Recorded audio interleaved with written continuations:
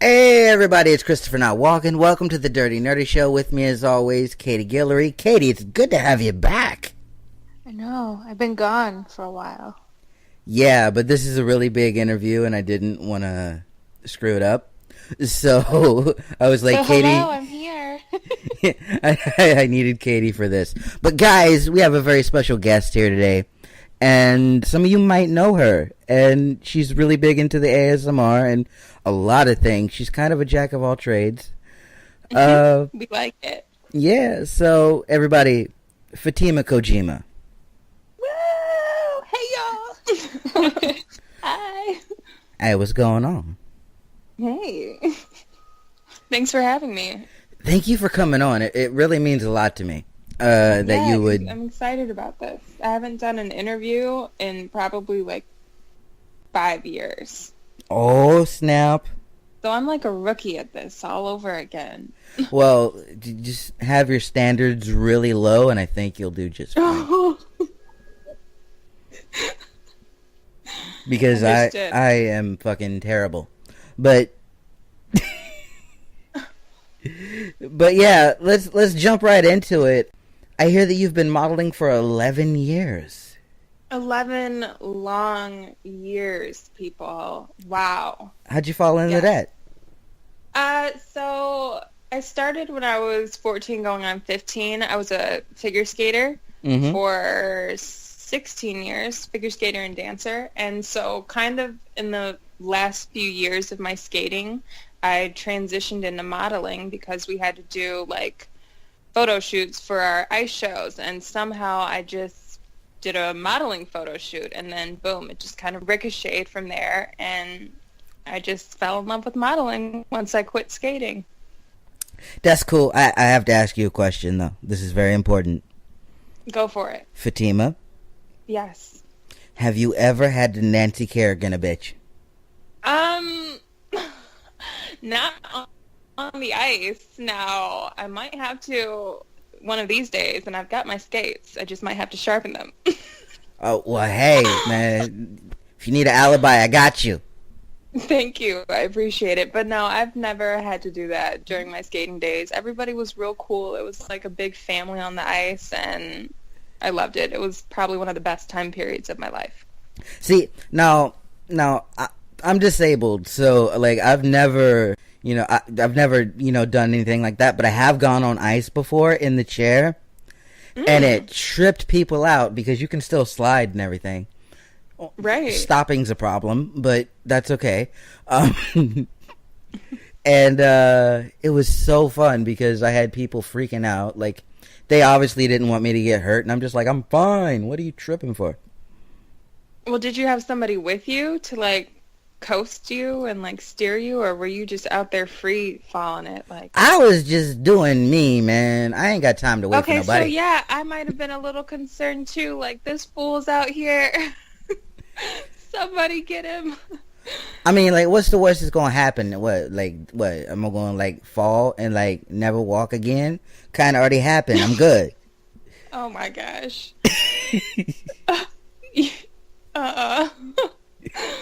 Well, how did that experience end for you? Did you make it off the ice okay?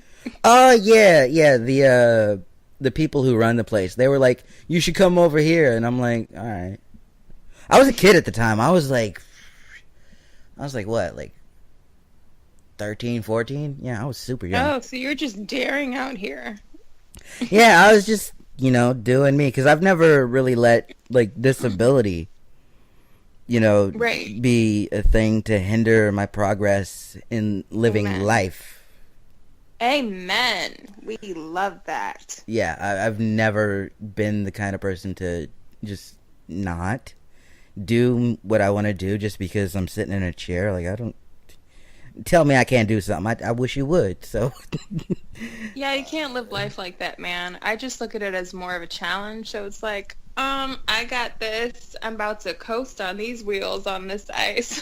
So, yeah. Yeah. And being in a wheelchair does have its perks, The parking's great. You probably did better on ice than I do with my own two legs. Probably, yes, because Katie is very uncoordinated. But I am very uncoordinated. But speaking about disability, I did want to ask you, and this falls perfectly into the whole 365 thing, because you just posted this video and I loved it. Thank you. Yeah, I thought it was great to show that someone with even a disability that you can't necessarily see still had the courage to show both sides, because it's one thing to show, the happy fairy tale, everything is cool and flowers and daisies and everything's happy side, Right. but it takes so much courage to show the not fun side. And Right. I thought you did that in a beautiful way that, would put Casey Neistat to shame. Like, it was thank you shot so really much. well. And I wanted you to talk about that and post-concussion syndrome. And Yeah. So with 365, I pretty much, like I always post my modeling photos, or I always just showcase the positive sides of my life, mainly because that's just what I want to do. I just want to inspire people, but people don't realize that while I'm doing those photo shoots or making my fitness videos or whatever it is, I have to take breaks, or I might almost throw up, or I get a chronic headache that just like shoots up all of a sudden and we might have to stop for a couple hours. So I wanted to make a video just to showcase what I go through in a day, that it's not just all, like you were saying, sunshine and rainbows. I have ups and downs, and I have mood swings and blah, blah, blah, and all those things, but I just wanted to show people that beyond the struggles, I still live and I still push through it, and I wanted to just put out a message for everybody else to do that also if they have some type of chronic pain, or even if it's not chronic pain, that you just have like some type of depression or something's burdening your soul, that just keep living and push through it and put it to the back of your head and make the best of your day. So that was really what I was trying to do with 365. I think it's super important because, like, people look at other people with, like, physical disabilities and they're like, okay, yeah, we understand, but then you look at someone who doesn't have a visible disability and you're just like, oh, they're fine, but they're not. Right. Yeah. You So don't- many people, they think that I'm for some reason making up these symptoms that I say that I have, or they think that I'm, just wanting an enormous amount of attention. But it's like, if you knew me before all of this happened, I personally would have never given up what I had for, my limitations that I have now. I love my life and I'm making the absolute best of it, and I wouldn't trade it for the world, but I still, like, I had so much more independence before, so I don't personally understand how people ever think that I'm making my symptoms up or that it's all in my head. But that's what a lot of us go through that have hidden illnesses or hidden disabilities, whether we've had them since birth or they come about later in life. So I just wanted to shed, a message and an image that we do go through what we go through, even if we're fleeked out with a face full of glam makeup. Yes, Kurt? Yes. Yes, honey. I did want to ask, because you did mention that you do have to take breaks and all of this other stuff. I wanted to know how it hinders your ability to go out and do modeling, because it does require a lot of traveling, and it requires a lot of time. Like, people think modeling's easy, but it's not. Oh no, it's definitely not easy. For me, like, the modeling, it saved me, honestly, because it's one of the only things that I really can do, because my shoots are usually only a couple hours. So, like, I can't work a 9 a.m. to 5 p.m. type of job with a lot of people around. So modeling is perfect because it's just usually me and the photographer, and the vibes are chill, but I still will have my flare-ups if the light's been flashing in my face for so long. It's like, oh, I need a second. I need my cup of ice. I need to calm my anxiety. And I just keep it moving. With the traveling, it's tough because always feel like I could be doing so much more, but I can't travel as much because of my situation. But we do road trips here and there, and we keep it moving, and I travel as much as I can. But there are some limitations still, even though I do get to do what I love. Yeah, that's one of the sucky parts about disability. Like, I love to travel, but I don't get to very often because right. I do have my limitations too. It's just hard because it's like your mind wants to do it and you have so much will, and it's like, I want to do this, but then your body is telling you, but you kind of still can't do everything your mind wants to do. Yeah, perfect example for me is the past few months I've been having bouts of really bad dizziness because of my heart problems. And so what would happen was, anytime I would get in my wheelchair and exert any amount of energy, I would get like crazy dizzy. And like, YouTube is my job, okay? Like, it's my passion. It's what I love to do. I love to talk to people and hear their story. So it was really difficult during that time to get the strength out, and Katie can speak on this too, because she witnessed all of it. I would get up and I would do everything from my bed. I would do the interviews from my bed. I would, business emails, everything from my bed. And right. Yeah, there are so much things that I want to do. I want to start vlogging. I want to start, going to, different conventions and everything, and interviewing people like that. But it's just... But you're still making the best of it, and you're still getting it done. So I would still just be proud of yourself for that, and that's still major inspiration to me, because some people, if they're feeling crappy, they just dwell in their feelings and they don't still push through it, and that's what we're trying to change. But you're still pushing through, so be proud of yourself. So. Oh, no doubt. I'm fly as hell. But like, yes. One thing that helps me personally is ASMR, and I learned that you recently stumbled across this, and it's helped you, and I wanted to know, in what ways has it helped you, because I know how it's helped me. If you get a chance, yeah. So if you get a chance later, please listen to our interview with Frivolous Fox, because that will show you right there just how much it's helped me. So how has it helped you? I'll just tell you how I discovered it quickly. I was watching mukbang videos because I began to get really interested in those. So I was watching this particular video, and this girl, she was whispering, and it didn't really dawn on me that she was doing ASMR, but after a while, I'm like, why is this girl whispering? And then I started watching more videos, and I kept seeing this ASMR in the titles, and I'm like, what is this ASMR, and why are they whispering? And so when I finally went and researched what it was, I was like, wow, this is amazing. This is awesome, and this is what I need in my life. And I actually started eating my dinners watching these ASMR mukbangers, because I get really bad anxiety for some reason right before I eat, and those videos would help me finish my meal. And so after they helped me, I realized maybe I can help others, and I'm in this world now where I need peace and I need tranquility, and I do yoga, and I do a lot of just calming type of things. So I tried to make my first ASMR video maybe a month or two ago, and the response was actually really positive. It was one of my most positive responses that I gotten on one of my videos. So I've just fallen in love with ASMR. I love every single thing about it, and I know people are like, what is that? That's so strange. That's weird.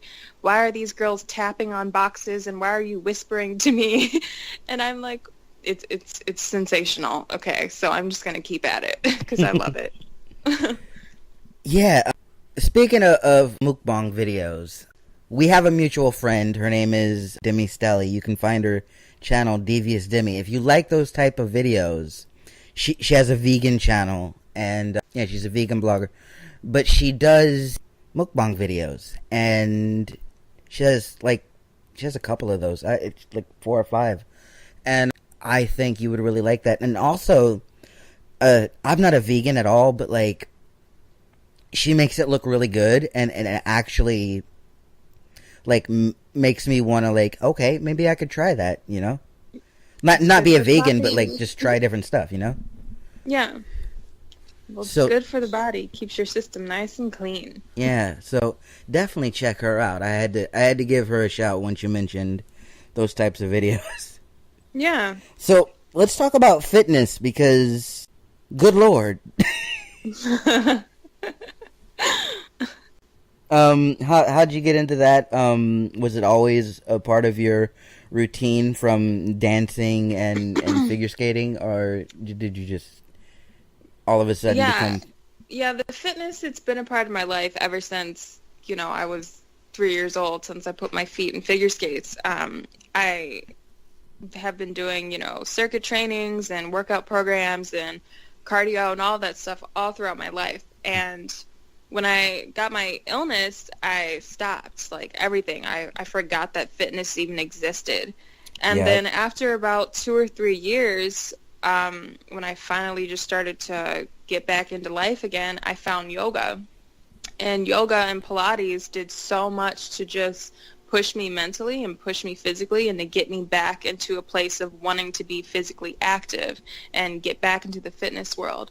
And once I realized, okay, so I can't be physically active on the ice anymore, I can still do it off the ice. And I fell in love with yoga and working out and, just pushing my body. And that's what sparked my interest into wanting to become a personal trainer and to get a degree in exercise science. So fitness it was a lifesaver for me also. It was part of the turning point for why I got so much more strength mentally.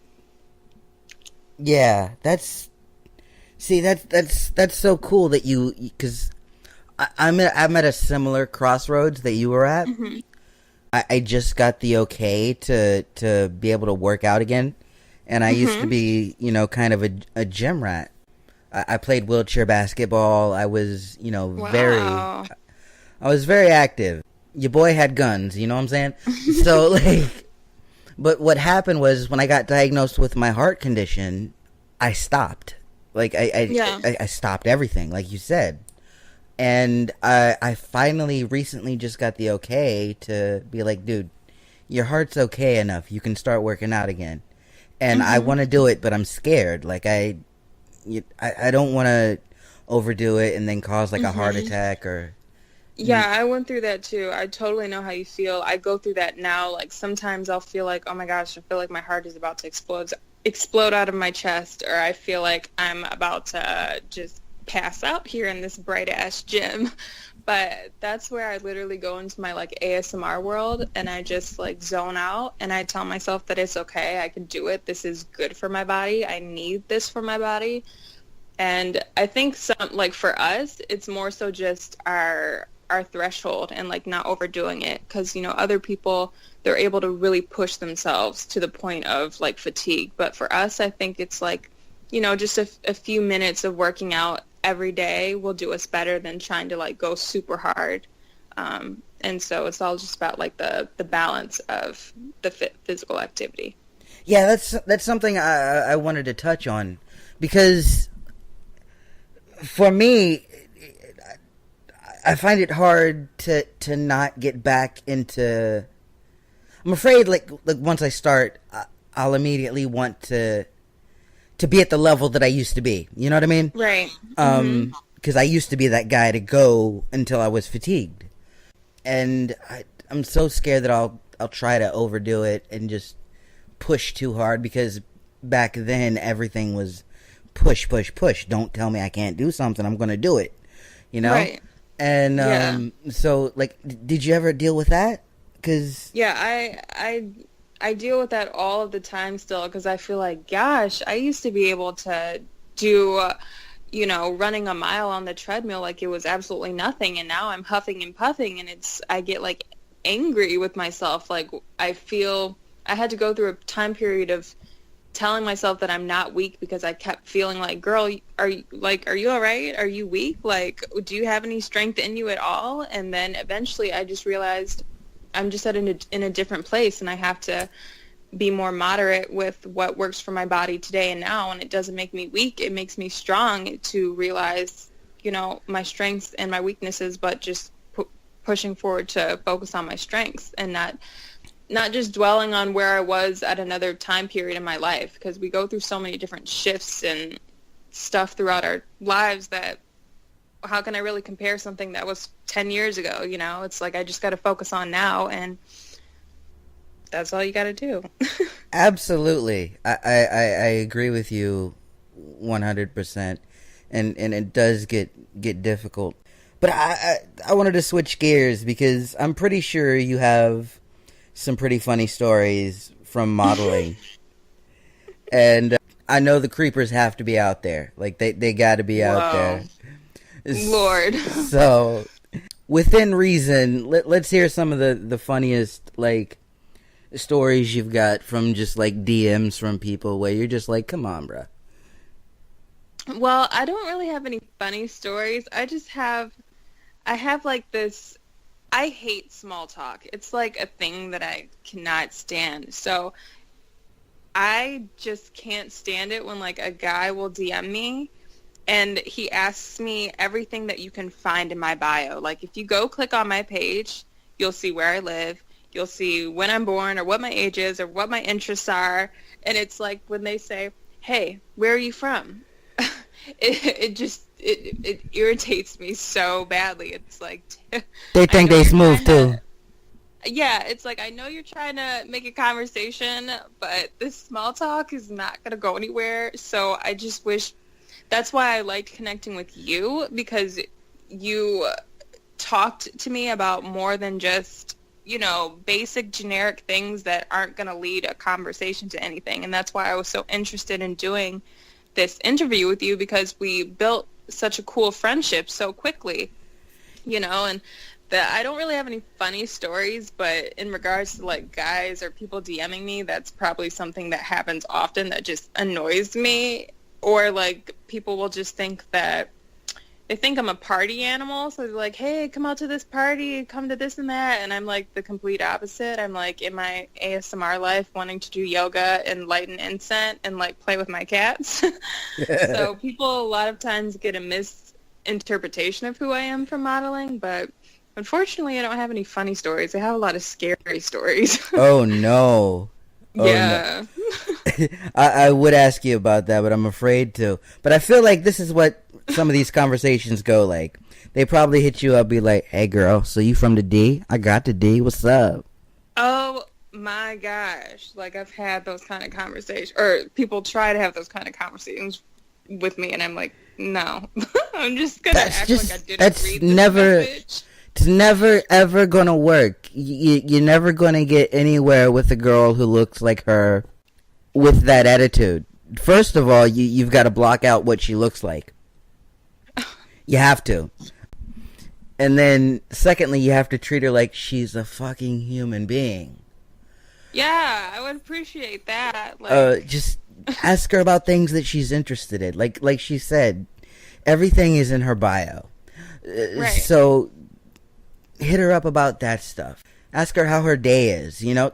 Right. Engage. When a person does that you generally get a response. If you're like, hey, how's your day going? Or, like, if you even just send me a quote. I've had people randomly send me a quote, and that will make me interested in wanting to have a conversation with them, because they're either observing that I'm having a rough time, or they're observing that I'm going through a time where I need some encouragement. And when they send me a quote, it's like, okay, so you're actually paying attention to me, and you're not just staring at my photos wanting to, you know, take me out on a date.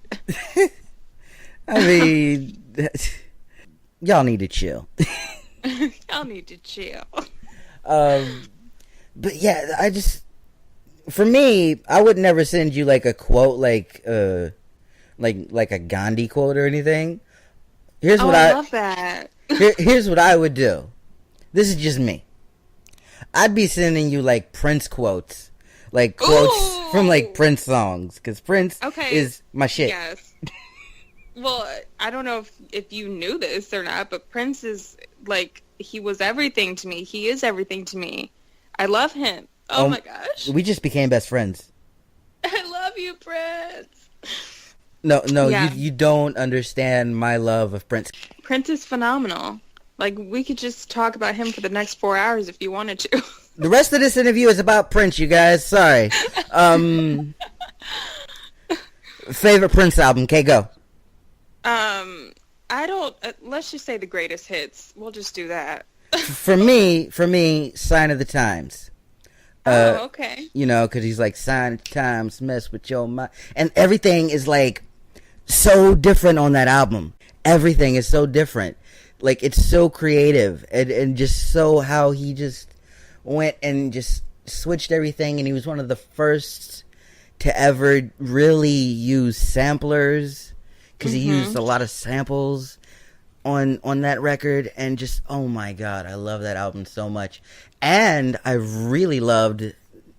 liked Love Sexy, which came after Sign of Times, but the one that I've been listening to a lot lately is Graffiti Bridge. Ooh, yeah. Yeah. Tick Tick Bang is my jam. Okay? Like, I've been listening to that a lot lately, and Joy and Repetition. But yeah, just name some of your favorite songs. Whoa. I love I Would Die For You. That's probably my all-time favorite Prince song. I'm pretty much just going to name a bunch of greatest hits, but I love I Would Die For You, Diamonds and Pearls, I Want to Be Your Lover. That's probably, oh my gosh, I love that song. I want to be your lover. I want to be your lover. Yes, that is the jam. Want to be the only one that makes you come. And then he stops, and then he goes, running. Running. Because he got to be all sly and stuff. Yes, it's actually really funny. Somebody told me that I look like I could be Sheila E.'s daughter. So you do? Like, oh my gosh. I was like, maybe in another life, Sheila E. and Prince had a love child, and I'm that love child. Partially why I hit you up in the first place. I'm going to keep it 100. Like, I was like, yo, she kind of looked like Sheila E. just a little bit, and she looked like if Sheila E. and Aaliyah had a baby. Really? Aaliyah? See, I always get told that I look like Zendaya. That's the number one celebrity that people reference me to now. I see I've it. never heard Aaliyah. I see it, but I'm a little bit older, so I think Aaliyah. I had a really big crush on Aaliyah when I was a kid. When she passed away, dude, that was so sad for me. I'm sorry. It was crushing when Prince died, though. Whoa, like, breakdown. Like, there is video, and Katie has seen it, of me actually, like, crying. Yeah, same. I had a serious emotional breakdown. Because for me, like, Prince was, my father passed away when I was 2. So I'm sorry. My mom would always tell me stories that my dad loved Prince, and she and my dad would go to Prince concerts, and they would sing, Prince songs. So I always felt in like a weird way that Prince kept me connected to my dad just through his music. And so when Prince passed away, it was like a whole new realization of life for me. I was like, wow, what's going on? So I was crying like a baby that whole day. I remember that like it was yesterday. Yeah, I'm so sorry to hear that. No, man, it's cool. I got my dad in my jeans, and I got my mom here with me, so it's all good. Yeah, for me, when I was growing up, I was in the hospital a lot. I had a lot of surgeries. I've had 23 surgeries in total. Whoa. Yeah, so growing up, well, first of all, I got to tell this story in order to tell you the rest. When I was a little boy, my mom would let me get into her record collection anytime I asked. So one day, and purple's always been my favorite color. My wheelchair is purple. Everything of mine is like purple. That's just how it always was, even before I discovered Prince. So when I was about 4 years old, maybe 3, I saw this record of this dude on this purple bike. And I'm like, yo, this dude's on a purple bike. What's going on? I gotta check this out. And then I pulled the album sleeve out, and I pulled the little vinyl out. Bruh. The fucking vinyl is purple. Come on, cuz. Like what you mean? Yeah. So I was like, Ma, can we play it? And she plays it, and then all of a sudden, boom, dearly beloved. And I'm like, whoa. And then you just hear the guitars, and it just blew my mind. And from that, I knew immediately that I wanted to learn how to play the guitar. And I did, and I do. He said, and I did, and I do. Oh, man. But I learned, but I tell you that to tell you this. Growing up, I was in the hospital a lot. I had over 23 surgeries. I'm going to have more. But growing up, it's very isolating. Mm-hmm. When you're alone in a hospital bed and in a hospital room and you're scared, and all I had was like my CDs and my tapes, you know? Yeah. And so I had my Prince. I had Prince with me all the time. Yeah. And he would sing to me and help me get through everything. I can't even like remember how many times I played, because I had this one surgery where I was in a body cast. Mm-hmm. And wow. I've been in a body cast a few times, but this one in particular was kind of rough. Like, I had to learn how to sit up and everything once I got out of the body cast and everything. And I cannot tell you how many times, you know the Gold Experience album, where he has the song Gold and all that other stuff, and I think Pussy Control's on it. Yeah. But I can't tell you how many times I listened to that record just to get motivated to live again. Yeah. And he's helped me through everything. When my aunt passed away back in 2013, that was big. Now, I actually got to see him live. Have you ever got to see him live? I have not. I was actually just talking to my mom and my sister about this last night. They got to see him in concert, and my mother never took me to see a Prince concert. How dare she? Goodness gracious. I'm so angry about it. I'm actually wearing a Prince shirt right now, which I will show you after the interview.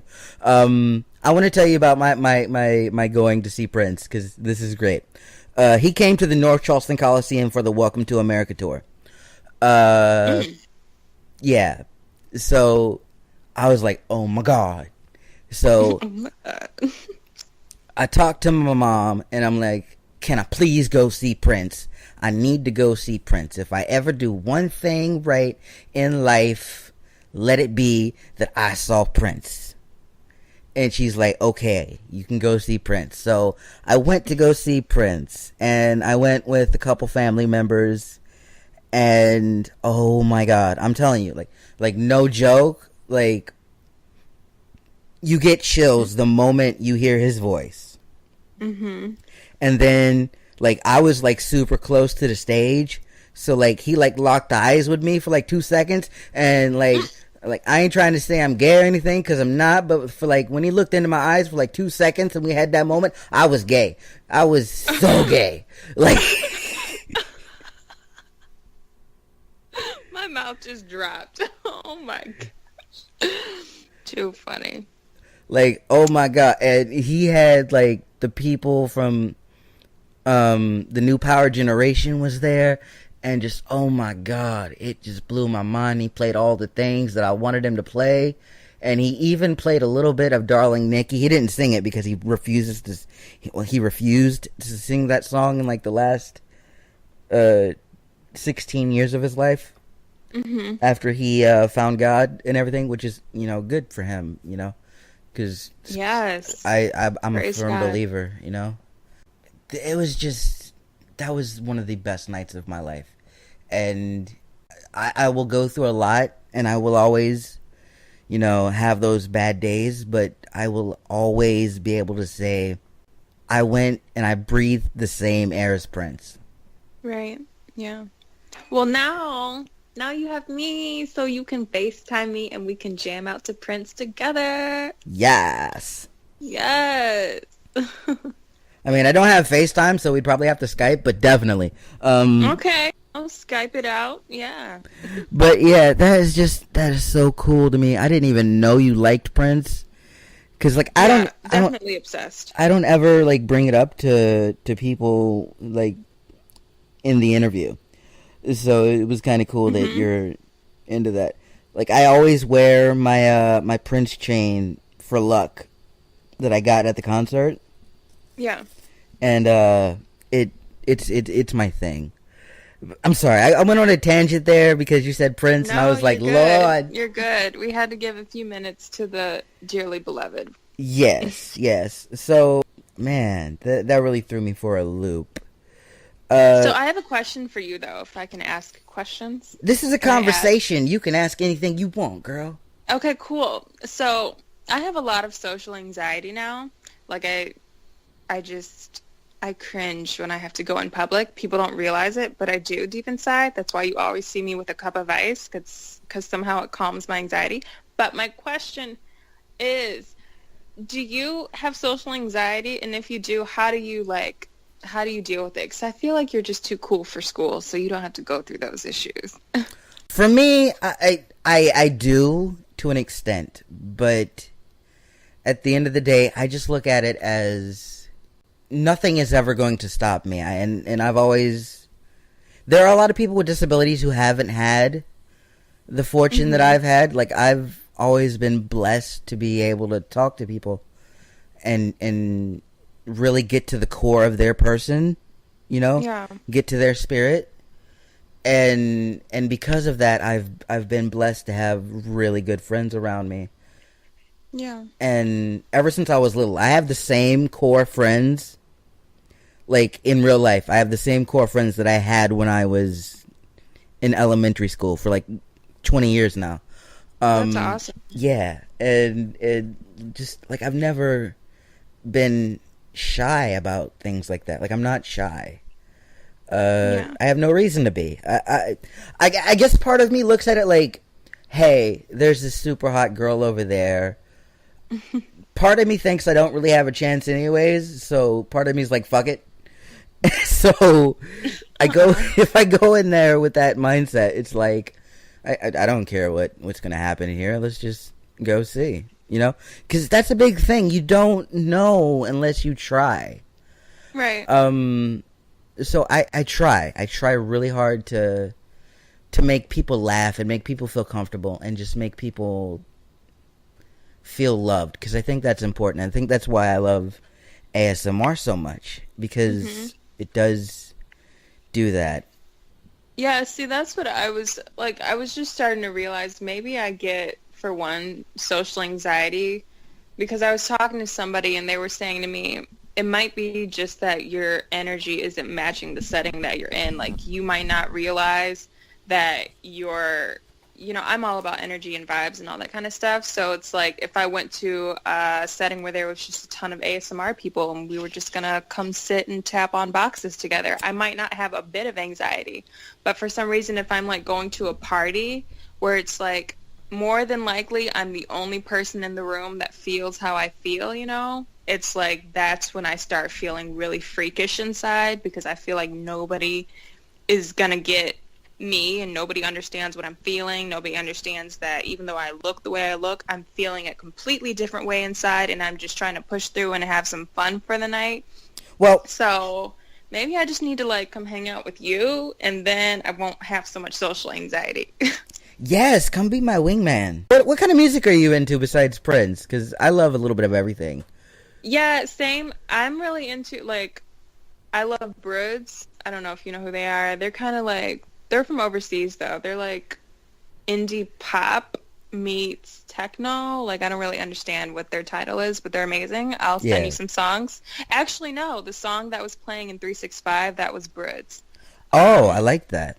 Yeah, so I like music like that. I like Empire of the Sun, but then I like my rap music. I like Childish Gambino, and I like... Gambino just dropped that new album.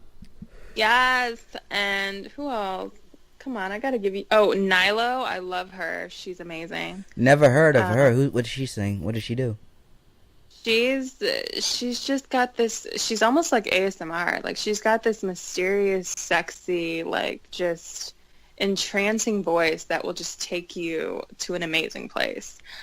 And who else? I feel like I've got a Young Thug, you know, here and there. Got to rock with him. I have a love-hate relationship with Thugger.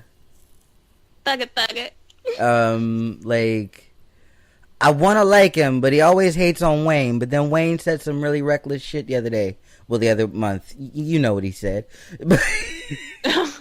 I don't keep up with that kind of stuff.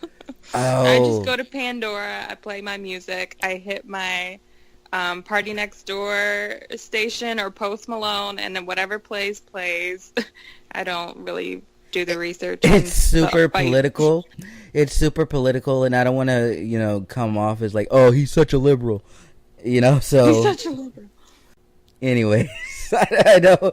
I'll tell you when we're not rolling. Okay. But yeah, I love those guys. I really love the new J. Cole. See, I'm not really big on J. Cole for some reason. I don't know. The only song of his that I like is the one that came out like No Role Models. Don't Save Her. She Don't Want to Be Saved. That like one. His only. Yeah. Otherwise, No Role Models. Sorry, J. Cole fans. I'm not really a J. Cole fan. I don't know why. I see. I love hip hop, so it's just. It's my thing. Like I grew up, you know, listening to Prince and listening to hip hop. Like, I think it's more so that I just really like deep voices. So like Travis Scott or like Designer or Ty Dolla $ign. I love, or like Young Jeezy. Oh my gosh, I love those kind of voices. So I like Jeezy. I like old school Jeezy. I cannot stand old school Designer Jeezy though. Is my shit. Yes, like the what was it? The Hustle's Ambition album? Was that what it was called? Yeah, the one where Barack Obama just got into presidency. That was my album. Like, holy crap! I was the only girl coming into the private school rapping Young Jeezy with my Air Force Ones, and everybody was looking at me like, "Girl, do you know where you are? You are in the house of God." And I'm like, "Okay, but." Oh, that's funny. Yeah, I was a little rebel at my private school. I tried to be.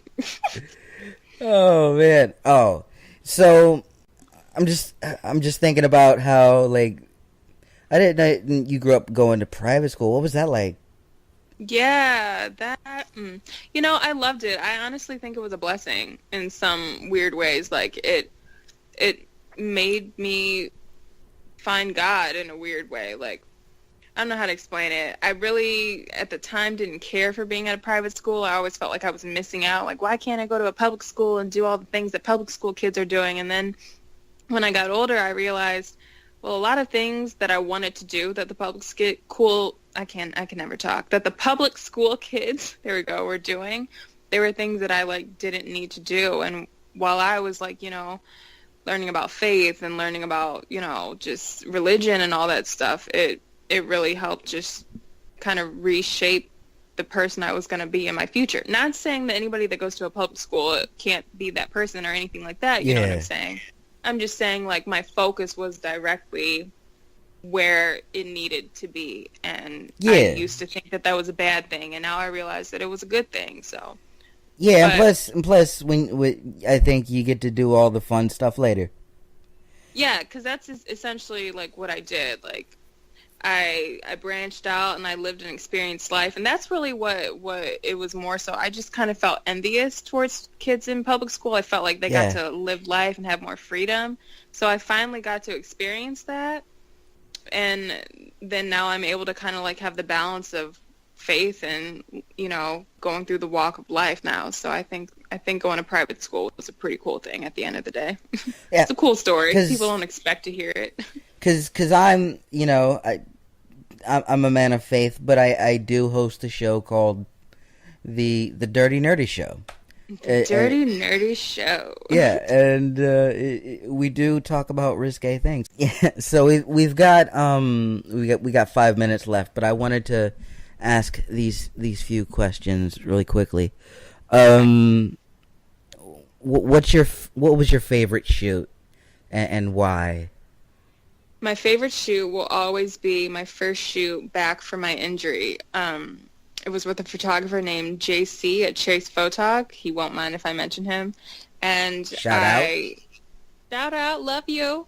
I was super nervous about it, but I went and did it, and he helped bring out me. Like, he helped.